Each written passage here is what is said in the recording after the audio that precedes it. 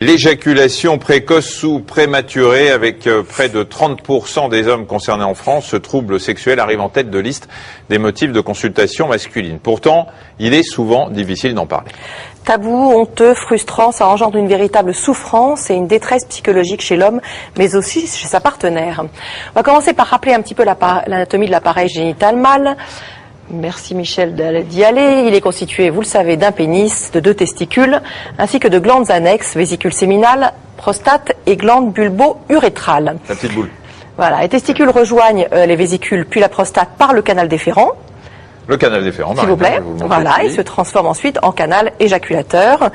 Et on va regarder sur une coupe du pénis, voilà, que le pénis est constitué de 3 corps érectiles. Alors il y a 2 corps qui sont dits caverneux, ce sont de larges réservoirs qui sont riches en veines et en artères, et un corps spongieux qui renferme l'urètre que vous voyez ici, par lequel va s'écouler l'urine ou le sperme. Alors vous allez voir ça sur une animation. Normalement, lorsqu'un homme est excité sexuellement, le centre de l'érection au niveau du cerveau envoie des ordres qui transitent par la moelle épinière jusqu'au pénis grâce aux nerfs érecteurs. Vous allez voir, ces nerfs sont directement connectés aux artères et au corps caverneux du pénis, et vous allez voir le résultat. Les artères vont se dilater, les corps érectiles se remplissent de sang, le pénis va entrer progressivement en érection.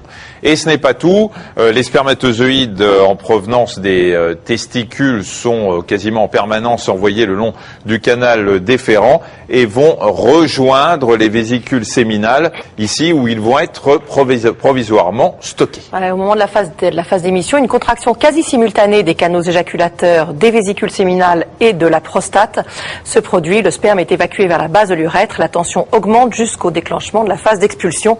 C'est ce qu'on appelle le réflexe éjaculateur. Les muscles à la base du pénis, les muscles périnéaux, se contractent en saccade.